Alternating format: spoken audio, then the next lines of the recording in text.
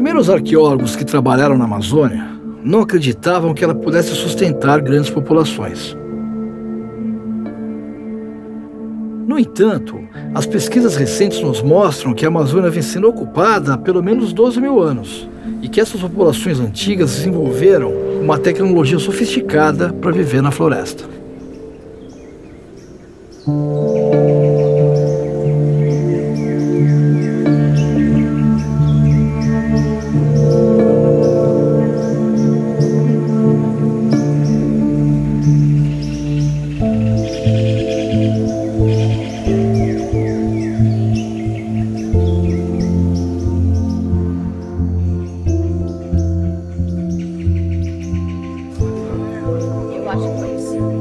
Temos encontrado muitos ossos nas escavações do Sambaqui Monte Castelo. Provavelmente vamos encontrar mais sepultamentos ainda nesse campo.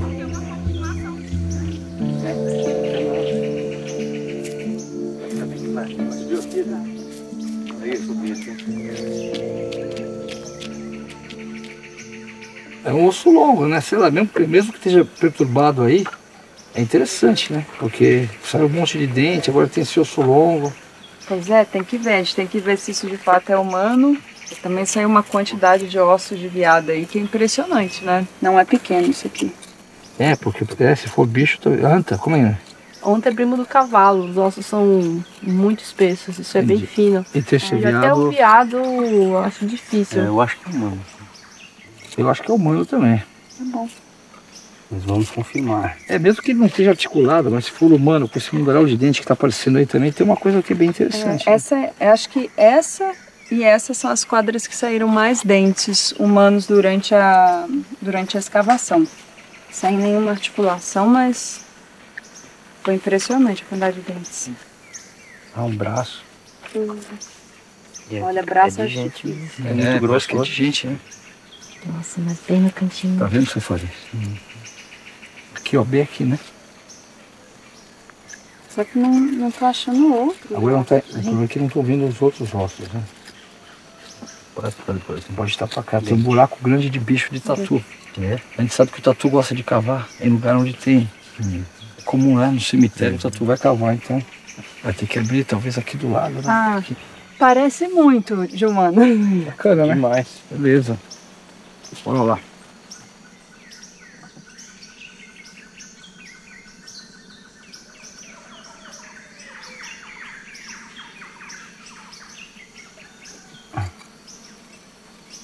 Munzol? Munzol? Não acredito. Munzol. Que lindo, vamos plotar isso. Espera aí, deixa eu pegar o ponto dele, ó. Posso mostrar pra Gabi? Em osso. Mas dá um super trabalho, né? Porque às vezes são, por exemplo, costelas que são bem polidas e depois eles vão cortando aqui, né? E depois polindo. Então demora bastante tempo para fabricá-lo. Isso é relativamente até comum em sítios bem antigos, assim. Mas aqui na Amazônia é a primeira vez que eu encontro. O fato dele estar em associação, né, com o sepultamento, isso indica que muito do material pode estar em situ, pode estar no local que foi depositado como parte da parafernália, né, ritual funerário. Isso a gente encontrou no outro sepultamento, aqui nesse sepultamento 2, que nós exumamos em 2014, também tinham, né, alguns instrumentos, tinha uma espécie de um raspador feito com dentes de roedor. E em cima dele tinha uma galhada de um cervídeo também, né? Desses cervídeos grandes. Mas acho que a gente está começando a conhecer um padrão, então, né? De associação entre esse tipo de material faunístico e os enterramentos.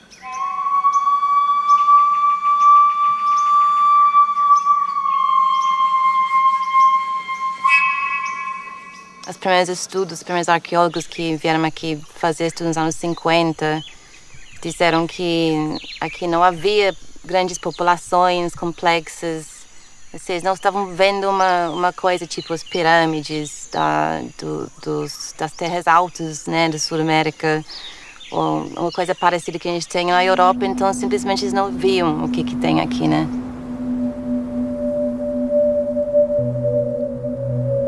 Tem pouca pedra aqui na Amazônia, não tem ruínas de pedra, como é o caso, por exemplo, da Guatemala, ali no Petén ou Yucatán, onde a gente tem, né, as cidades maia com aquelas ruínas de pedra maravilhosas. Aqui na Amazônia não, a matéria-prima era o solo, ou a madeira, ou a palha. Então esses autores não conseguiam reconhecer que aqueles locais, que nós sabemos hoje que são montículos, que são valas, que são canais, são aterros e outras coisas do tipo, tinham sido construídos pelos índios. Eles olhavam para aquilo e pensavam que era uma colina que estava coberta pela floresta. Tem vários tipos de ossos de cada coisa aqui, de peixe, de animal, de várias coisas, né? Ó, esse daqui tudo é de bagre. Aqui na região onde nós moramos ali para a aldeia tem muito. Esse daqui a gente chama de tamuatá também, que dá muito na lama, né? Aqui na minha estava falando. Esse daqui, ó, são as esporas deles. Tudo isso aí, peixes que eles comiam por aqui, né? A gente estava olhando aqui, eles comiam muito também a cobra, ó, que tem isso aqui de cobra, isso aqui também. Tem vários ossinhos aqui de animalzinho aqui. Com vários meios. Esse daqui é de um cascudo, a gente chama de bodó, né? A maior parte desse material são répteis e peixes. E dos mamíferos que a gente está encontrando aqui são dentes de roedores, de capivara, de veado principalmente. Isso aqui talvez seja um maxilar de primata, né? Os macacos. E aí os dentes são bem pontudinhos assim. Eles comem de tudo, né? Então os dentes deles são bem típicos. É do macaco daqui.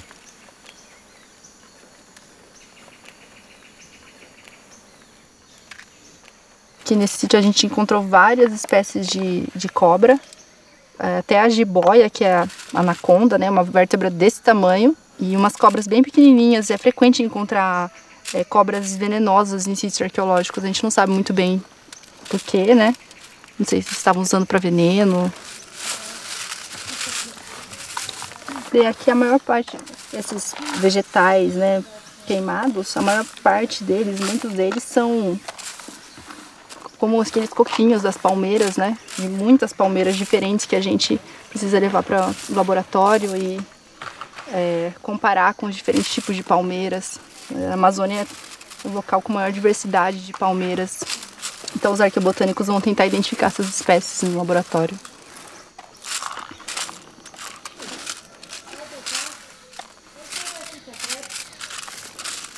Essas amostras que vêm do contexto funerário, né, elas são muito mais densas, talvez porque é frequente também nesses sítios arqueológicos a prática dos festins, né, rituais. Então esses locais onde são depositados os mortos eram acompanhados de momentos de consumo de diferentes tipos de animais. Então a gente encontra muito mais ossos aqui nos contextos funerários do que em outras áreas, né? Faz meia hora que a gente está aqui no mesmo, né, Silvaria? E outras amostras a gente demora nem 2 minutos. Essa aqui faz 30 minutos que a gente está aqui, porque a gente está num contexto especial mesmo do sítio. A gente tem que ter um olhar redobrado aqui.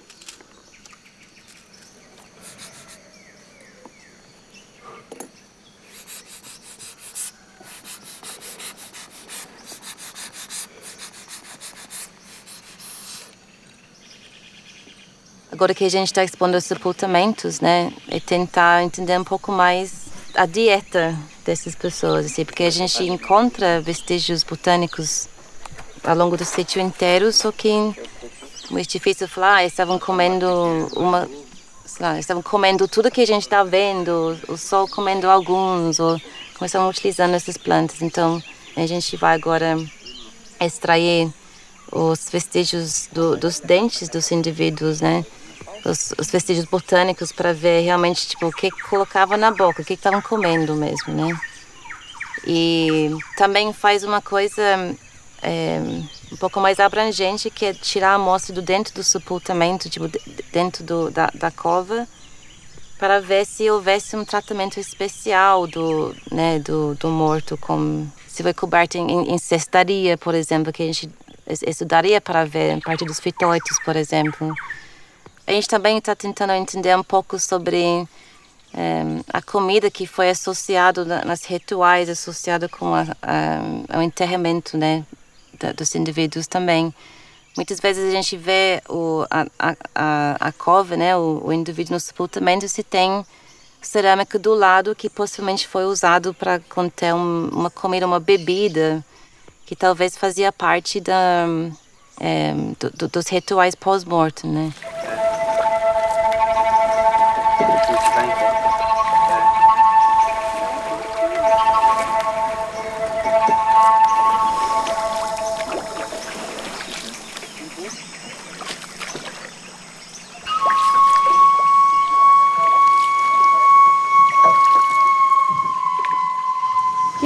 Isso. Sabe o que é legal?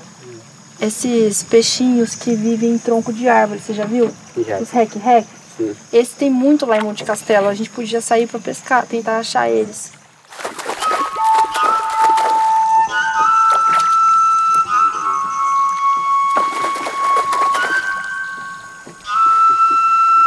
Tá nem mordendo. Ela tem o horário dela, né? Não sei se você ouviu já falar aquele peixe cangati. É um peixe de couro que gosta em pedra também. Ele dá em oco de pau também. Ele mergulha. Mergulha? Ele mergulha? É. Eu acho que eles faziam isso em Monte Castelo, porque o tanto que tem de reco-reco. Em casa quase eu não pesco de vinhado. Vários. Todo tipo de peixe você pesca com... Com flecha? É? Todo tipo. Peixe pintado, cunaré. Tem aquele caraçu, não sei se você já ouviu falar dele.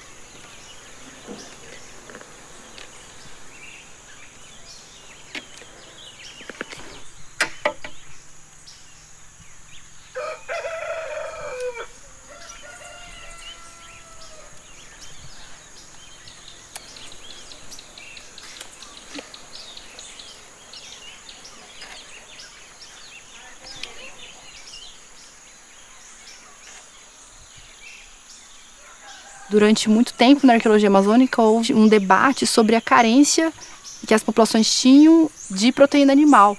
Para os pesquisadores, vendo a Amazônia de fora, eles pensavam que essas populações estavam famintas. Talvez eles imaginassem essas populações indígenas como populações caçadoras, buscando a proteína, né?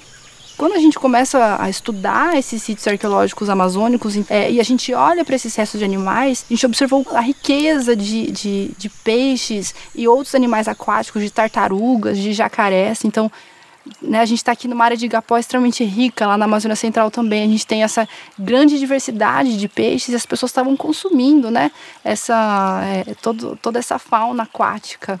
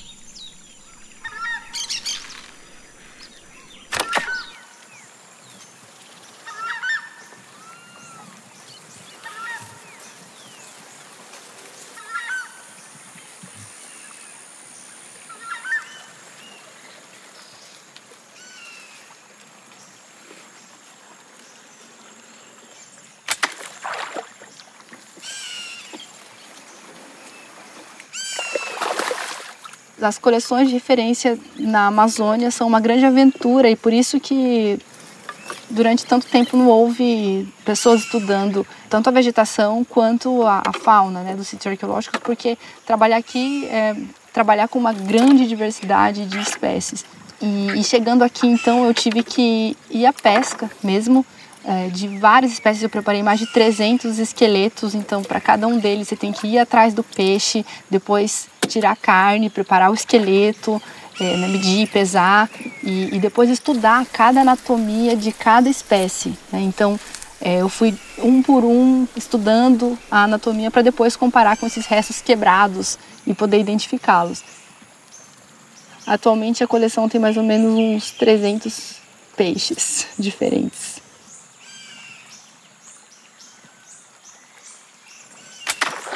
Os tupari o tempo inteiro estão olhando para esse igapó, para o rio. É muito importante a gente olhar para essa riqueza de conhecimentos que eles têm sobre a ecologia dos peixes, o que os peixes comem, onde eles estão, a distribuição, a migração dos peixes. Eles têm técnicas específicas para cada tipo de peixe, malhadeiras, flecha.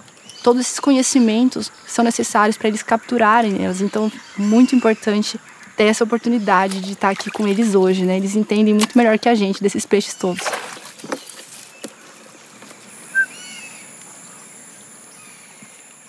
O número de espécies que a gente consumia de peixes no passado, no nosso passado, é muito maior do que a gente consome hoje. Então a gente vai nos mercados públicos de peixe. Hoje a gente observa o tambaqui, o pirarucu, não sei, 10 espécies que a gente consegue lembrar de cabeça. E quando a gente olha para esses sítios arqueológicos, a gente vê pelo menos 37 tipos de peixes diferentes que as pessoas consumiam. Então a gente foi reduzindo essa diversidade na nossa alimentação ao longo do tempo.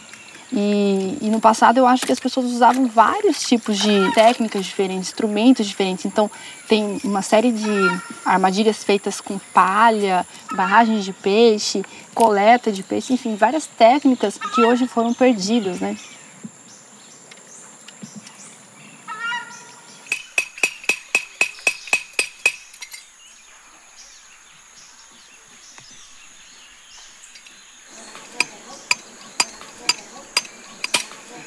Daqui é coisa do branco, esse daqui. De prego para matar peixe. Você vai matar peixe com aquele feito de pupunha. Para matar cutia, matar macuco. Aí tem frade de osso que matar passarinho, né? Também aí, de madeira. Tem só um desse assim, com um gancho para matar cutia. Tem aquele de 3 ganchos para matar piá, para matar passarinho também. Porque aqui é fartura. Se você quer comer peixe, pega aqui mesmo. Se quiser comer peixe de casco, vai lá pro mato e come. É pro mato matar uma caça, pato, no mato, na lagoa você come. Então aqui é fartura.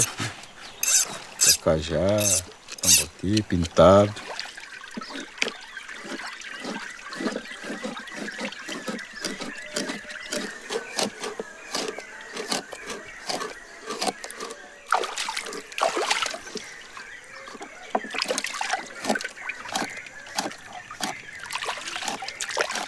Lá em Manaus, todo mundo fala do pirarucu e do tambaqui, e a gente encontrou tambaquis de 5 até 100 quilos, né? Indivíduos arqueológicos de 100 quilos. Então, houve de fato uma grande pesca de pirarucus e outros peixes de grande porte. Mas o que mais impressiona a gente é esse consumo de peixes que hoje a gente quase não ouve falar, né? O mussum, a piramboia, o acari, o bodó, o tamuatá, são todos peixes de poça que são muito ricos e que hoje a gente não dá muito valor, né? Infelizmente.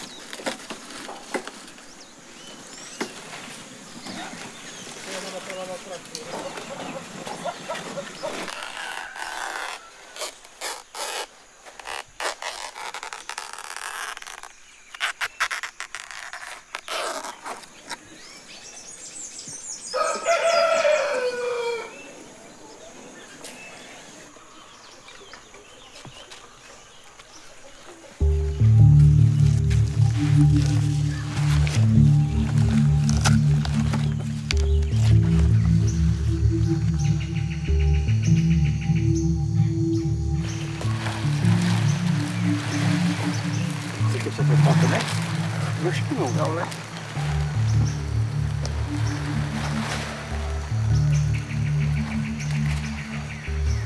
A gente encontrou outro sepultamento, que a gente vai chamar de sepultamento 4, que é um que a gente não tinha nenhuma referência antes. A gente está vendo que tem alguma coisa que aconteceu na área do ventre e pernas, provavelmente alguma ocupação posterior cortou parte do sepultamento, mas a gente tem o crânio que está entrando, né, no perfil estratigráfico e a gente vai abrir mais uma área para conseguir tirar o crânio também. Então, atualmente a gente está na escavação com 2 sepultamentos em evidência, e aí que no total, para Monte Castelo, chega a 4 sepultamentos, fora todos os indivíduos encontrados só a partir de dentes. Aqui, né, a área do crânio, aqui dá para perceber que o olhar dele está para cá, a mandíbula. Aqui a gente tem uma série de conchas bem na área do pescoço. A gente está vendo mais ou menos a coluna vertebral, tem uma vértebra que está mais visível, as costelas. Tem os ossos que estão muito fragmentados lá, eles são parte da escápula, né? Porque ele está deitado de barriga para baixo. E aí a gente tem aqui os braços. E aí a gente vai tentar tirar da maneira mais delicada possível agora.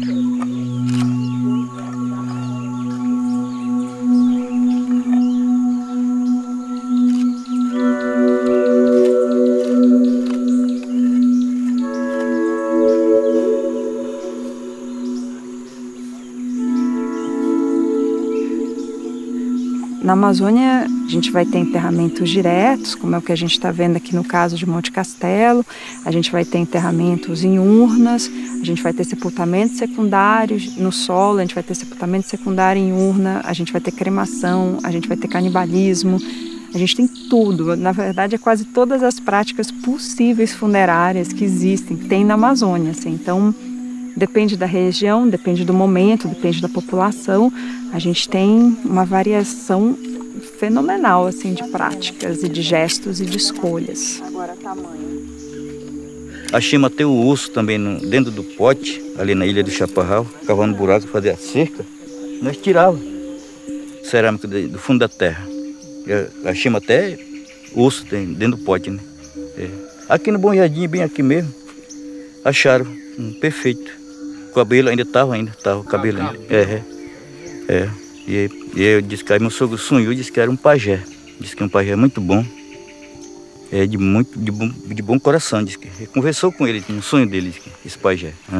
Enterramento em urna, ele é extremamente comum na Amazônia inteira. Só que tem um lance dos enterramentos em urnas, é que eles são muito mais visíveis, muito mais fáceis de serem encontrados do que os enterramentos feitos diretamente no solo. Tanto que a urna se preserva melhor, né? Então ela cria um microambiente, um microcontexto que preserva muitas vezes os ossos, mas também porque é mais fácil de achar. Então, mesmo nas comunidades, né, o pessoal acha nos quintais, acha em várias coisas, porque é isso, você vê de repente a borda do vaso aparecendo, enquanto muitas vezes os sepultamentos humanos, às vezes eles estão mais degradados, eles não aparecem todos de uma vez. Se for uns sepultamentos infantis ou em posições diferentes, as pessoas não reconhecem imediatamente como sendo humano. E às vezes no mesmo sítio você pode ter várias maneiras de tratamento do tal corpo aos indivíduos. E aí muitas vezes são populações distintas que ocuparam o mesmo espaço, mas às vezes é a mesma população que mudou de prática e de maneira de fazer. Vou fazer aqui. Eu tenho outro problema aqui. Tem uns ossos aqui. Você acha que é uma cova aí, Gabi? Não sei. Você quer vir aqui? Aqui tava só aquela pontinha redondinha e os dois, né, tipo, desse aqui. Tá parecendo uma costela aqui, eu não sei. Ela tá rodando ali uma costela, tá bem assim. E aqui já veio falange. Já veio falange, já veio osso. O dente. Ah, já tem dente? Aqui, é. Ah, mas aqui tava em cima, né? Tinha uma falange anterior. Uhum. E aqui não tinha nada. Eu já fui bem devagarzinho. Alguém tá com podão? Essa é mais baixa. Tá, então a gente consegue pegar essa cabecinha aqui. Já, filho. Aqui, ó. Chico, é outro sepultamento mesmo? Uhum. Mas inteiro ou só os pés? Vamos chegar lá, em breve. Só os pés?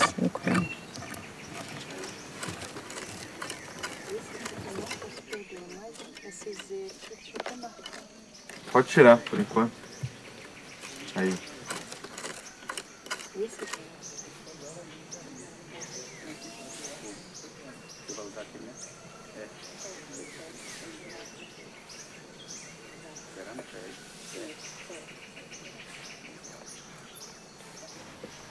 Isso pode ser de novo um buraco de tatu.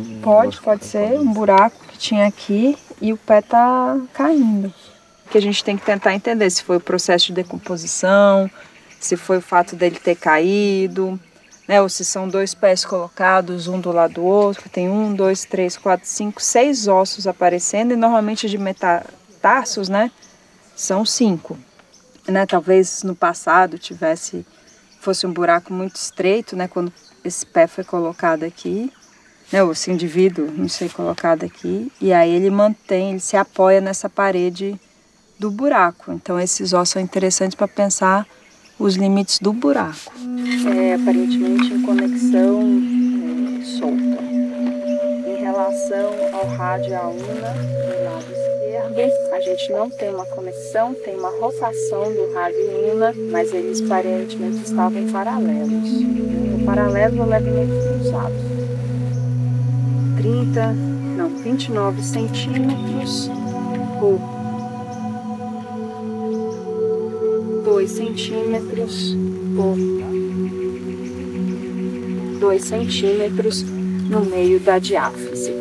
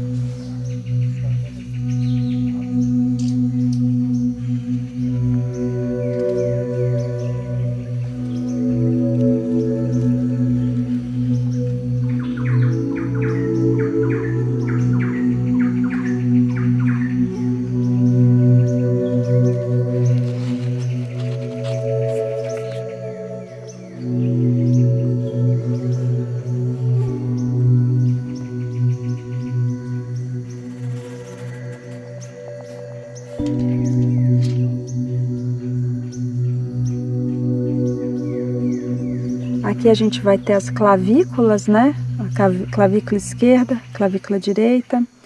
Aqui a gente tem as vértebras. Essas primeiras aqui são as vértebras cervicais. Aqui é a segunda vértebra cervical, a primeira está ausente. Ela não estava em nenhum momento da escavação. Aí a gente continua por aqui. Aqui a gente vai ter as vértebras lombares. Essas são as costelas. Aqui a gente tem um fragmento de cerâmica, né, que está no meio do indivíduo. Aqui os ossos do antebraço, desse lado esquerdo, esse lado direito. Aqui a gente vai ter o metacarpo. E bem aqui a gente vê os ossos das falanges, né, os dedinhos da mão, que estão fazendo esse movimento de tocar, meio que abraçar a pelve, né, que é essa parte, esse osso mais largo que a gente vê aqui embaixo. Logo acima da área do peito, né, dessa área esquerda, tinha um anzol pequenininho. Talvez, né, fosse o anzol do indivíduo, mas é interessante pensar isso, eles estavam associados. Além disso, né, logo antes de chegar nesse indivíduo, a gente encontra muito material de veado.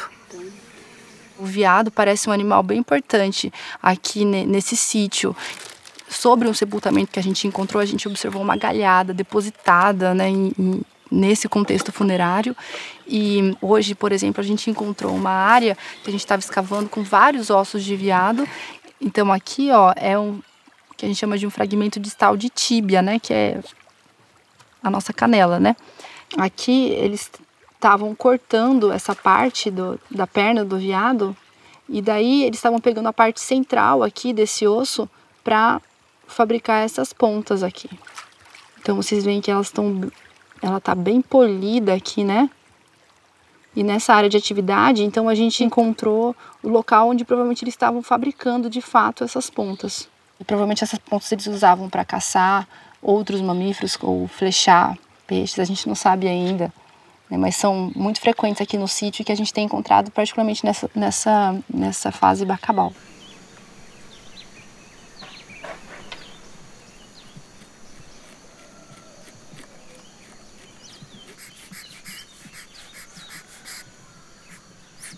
Eu sempre fico pensando muito na história de vida de cada um dos indivíduos, né? O porquê este indivíduo está nesse lugar, quem é esse indivíduo. Então, assim, se é um adulto, se é uma criança, né? Se é um homem, se é uma mulher. O quanto o sepultamento está representando até o papel que essa pessoa exercia em vida, né? Quais são os gestos que foram feitos, o que as pessoas naquele momento, naquela época, queriam fazer e como é que o pensamento, esses gestos, esses rituais ficaram materializados, né? A gente não vê o ritual em si, a gente vê o resto dele, mas a gente vê o que foram escolhas. E normalmente num contexto funerário as escolhas são extremamente significativas. Não é só um lado religioso, é um lado do que é entendido como certo, como é bom, como o que é coerente dentro daquela cosmologia, daquela maneira de pensar o mundo, né?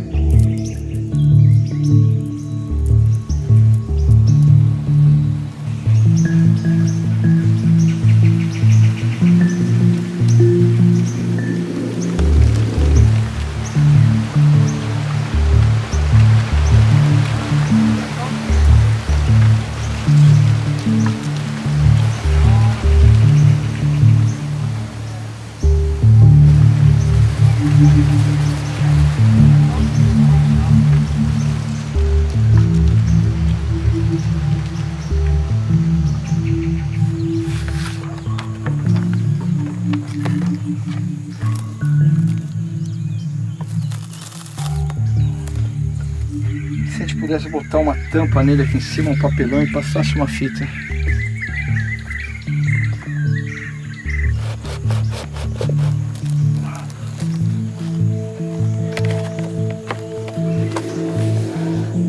Tá quase lá, na verdade. Pronto. Veio.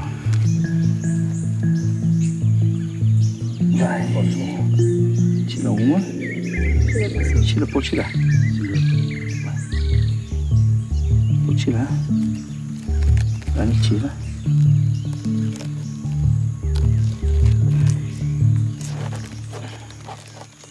Mais por baixo. Isso.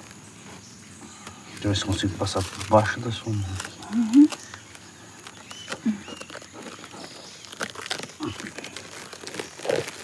Tentando tirar a mão. Pode tirar, estou segurando aqui. Pronto. Tem que pegar lá embaixo. Aqui lá, então. Isso. Um, dois, três e já. Ótimo. Vamos botar na tábua e botar ali em cima. Pega a tábua, pega a tábua. Muito mole. Opa. Peraí, minha mão. Beleza, hein? Tá bom. Vai. Voltar pra cá só pra reforçar.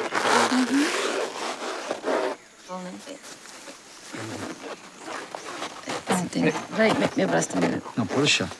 Meu braço? É o seu humor inglês.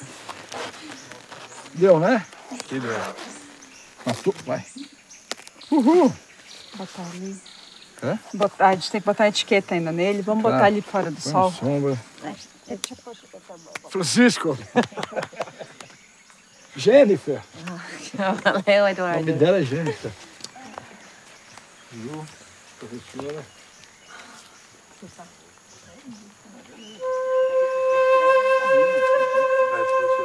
Depois dessa aí. Opa, obrigado.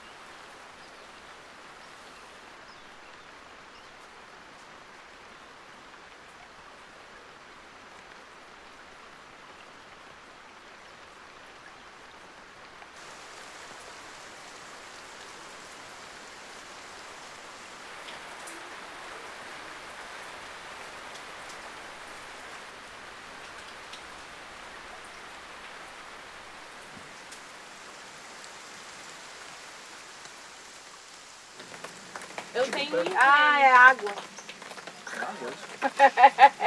Eu fiz água. Nossa, 1012. Argila queimada, né? Você vai tirar esse pé. Começamos a desmontar o sepultamento 6.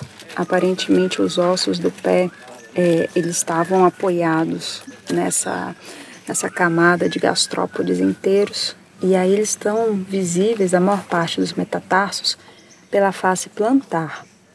Mas tem várias falanges que inverteram completamente. Né? Então a impressão que dá é que essa camada, né, de conchas fez uma parede, mas que ficou um espaço vazio e depois elas foram caindo. O faquinho que eu tava pegando era da coisa que eu tava pegando. Textura cinco argilosa, foi a D3 também. Que very dark brown. O outro fêmur tá difícil de ver, né? Ele tá... A orientação dele tá essa aqui, ó. Então. Por aqui. Pois é, mas eu tô dizendo assim, tá tentando baixar pra ver se evidenciava ele também por aqui. Não chegou ainda? Ainda não. As conchas trituradas aqui delimitando, né? Ó, aqui também, ó. Aqui tá muito doido isso. Eu diria que isso aqui é o limite da cova, cara. Aqui tá muito compacto. Parece. Totalmente diferente disso aqui. Ó. Não, concordo. E é aquilo que a gente viu no 2. Esse solo claro tá delimitando essa área das covas. Esse é o calcânio? Parece. Tá. Agora Foi? abre outra Foi. ficha, que eu acho que tem um branco ali também. Beleza, 140, 150, tá? Olha a minha sombra ali, ó. Lá onde eu tô apontando com a sombra, tá vendo lá? É o dente. Saíram alguns dentes aqui, ó, nesse pedaço ali, ó. E aqui é um pedaço da mão. Aqui, não tá dando pra ver direito, mas parece que é um pedaço da cabeça. Tá, as duas pernas aí. Vem, ó, se tu olhar de cá, Vem daqui, consegue ver. Ele tá de lado, ele tá com as duas perninhas de lado, assim. A gente não sabe como tá o braço, né? Mas tá uma perna em cima da outra e ele tá de ladinho, assim. Aí. Nesse caso aqui era pra costela já ter aparecido aqui. Então, a gente estava falando sobre isso. Talvez não, porque elas caem, né? Ainda mais que ele tá de lado, elas podem ter caído uma por cima da outra e tá um pouco mais embaixo. Esse osso aí perto do seu dedo. Qual? Esse aqui? Pois é, só que eu não tenho certeza do que é. Quando você vai ler teu nome agora, a gente vai querer só... Talvez não seja humano isso aqui. Tô tentando me cavando aos pouquinhos, né, pra abrir espaço aqui, mais ou menos. Eu acho interessante assim porque a gente, como vim aqui só por questão de caça e pesca, não sabia o que tinha aqui, né? Daí vindo trabalhar com ele, aí a gente vê outra realidade, né? Porque a gente só andava aqui, daí por cima aqui do sítio, sem saber o que tinha aqui embaixo, que através da escavação, desses dias de trabalho aqui no campo, aí a gente pode perceber assim que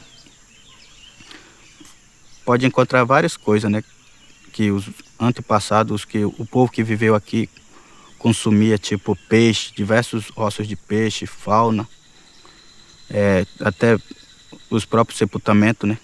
Que eles falou que já tinha achado um sepultamento, daí tinha tirado só uma parte dele, né? Daí eu tava pensando, mas será que é verdade? Ainda não tava acreditando que ia. Daí depois que chegou no sepultamento, aí eu falei, então tinha mesmo aqui. Daí agora já apareceu mais 3 ou 4, eu acho, sepultamento. Eu acho interessante. Eu comecei a estagiar com arqueologia 37 anos atrás. Então já vi algumas coisas acontecendo, assim. E eu acho que a arqueologia nunca foi interessante como ela está sendo hoje. Porque existe o quê? Uma combinação interessante de dados que vêm das ciências naturais, da genética, das análises isotópicas, as análises de microvestígios, de plantas e animais. Isso tudo está fazendo uma pequena revolução na arqueologia. Mas, por outro lado, também, a arqueologia, cada vez mais, ela está percebendo que ela tem uma herança colonialista que é muito forte.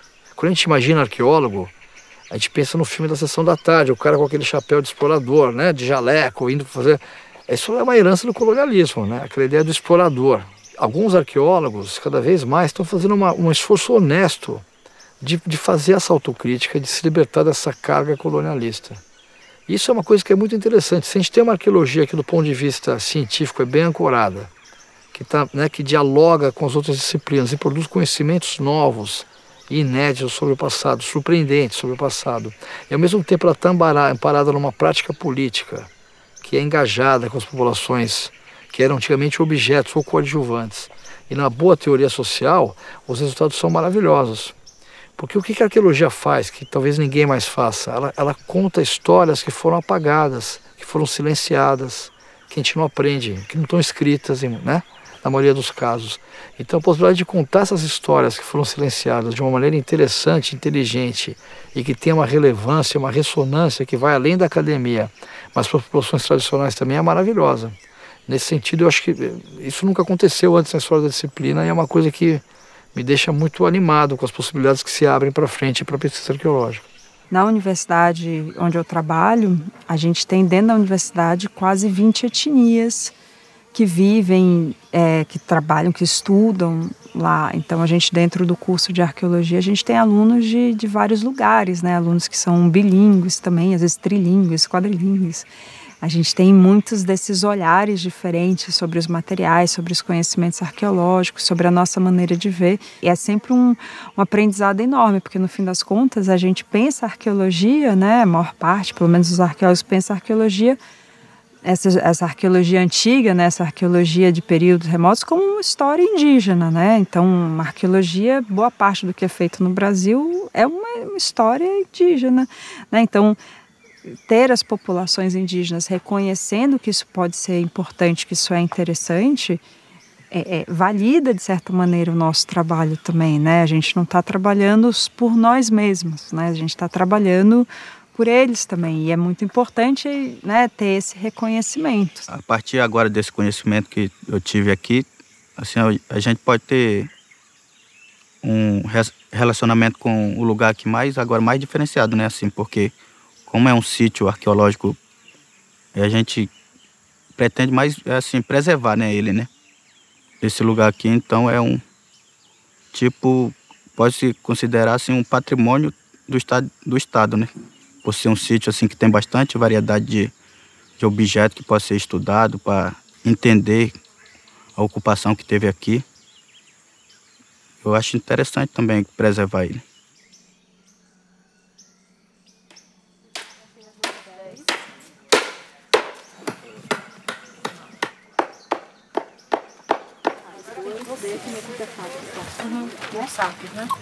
Se der certo, o chá da Gisele é por minha conta hoje. Vai dar certo. Vai dar certo.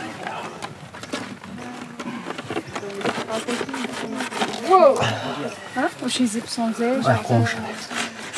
Oi? Pode ir?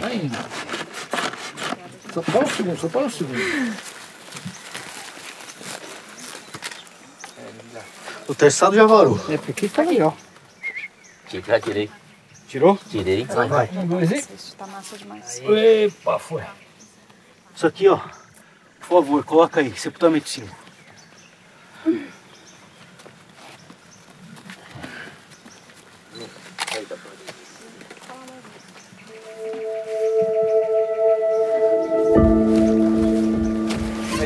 Tem lá no baixo. Vai mais do que você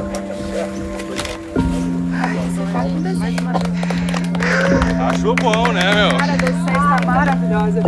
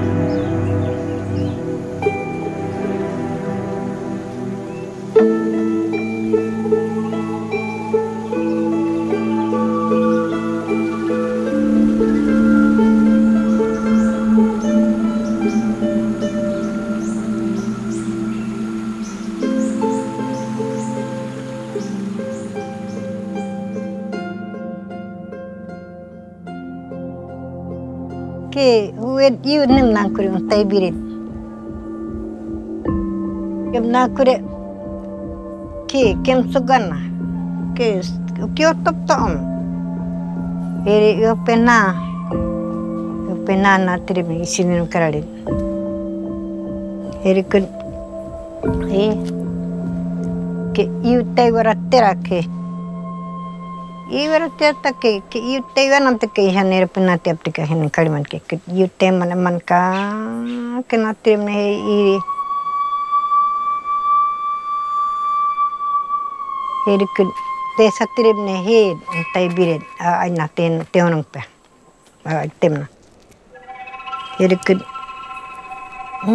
bueno arab kire dessa te ko ai na kop que não que he e que pena de top tinai assim que nya ele que eu acabo onen que não que ele Jadi kena tesa terima nak kita mana kapsedia tesa wasim. Jadi kita tegam kasarafun. Tiang sim mal.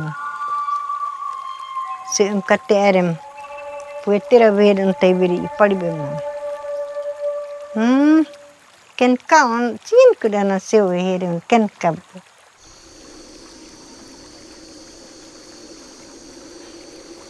Que eu apenas tenho para não que ele que eu apenas que o pai não queria sacar o cara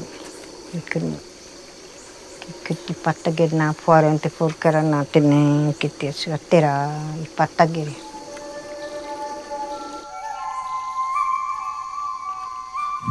e foi parte tadi para kana ter o cinema hadir bayan ian na piano sini ka baya kana tirne ikin kali untai bit paget sini nami pure ai tup sinem itanam kadi paro tan ke anana tirne ke tirbian ke tanam kadi paro pasie ka promam na kirte